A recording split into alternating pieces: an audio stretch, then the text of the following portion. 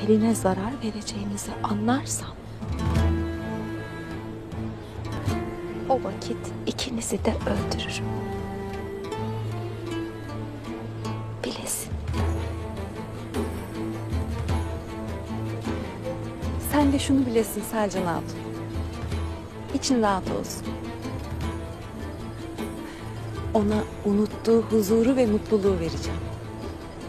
Boyunu, boy, soyunu, soy olsun diye evlatlar doğuracak. Ona unuttuğu erliği yaşatacağım. Selcan Hatun. Ne mutlu sana. Ne mutlu.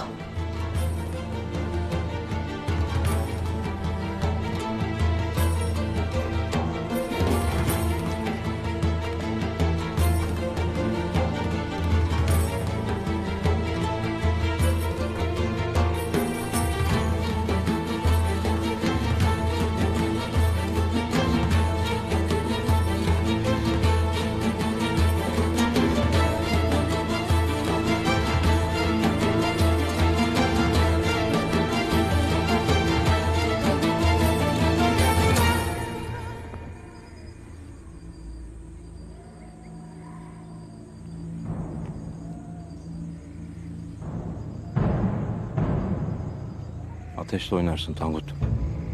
Ertuğrul'un ne büyük bela olduğunu bilmez misin? Onu ben öldüreceğim. Kimse elimden alamaz.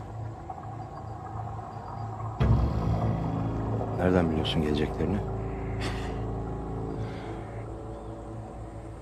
Uyan bir hatlar karıştırdığını öğren. Kapa çeneni Karabek. Er geç buraya gelecekler. Sen de erkek gibi dövüşeceksin.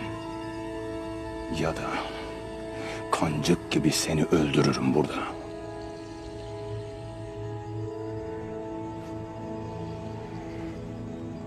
Uğursuz herif.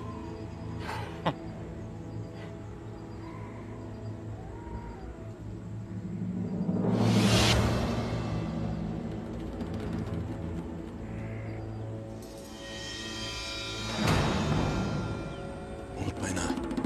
Bunları kardeş payı edeceğim.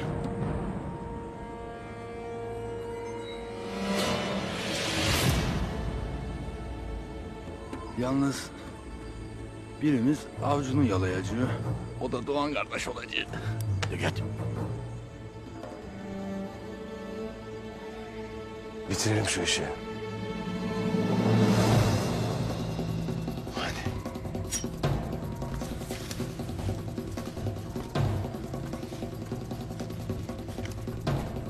Tangut!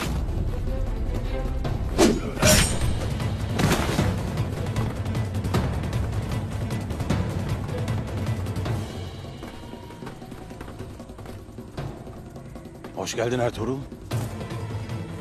Biz de seni bekliyorduk.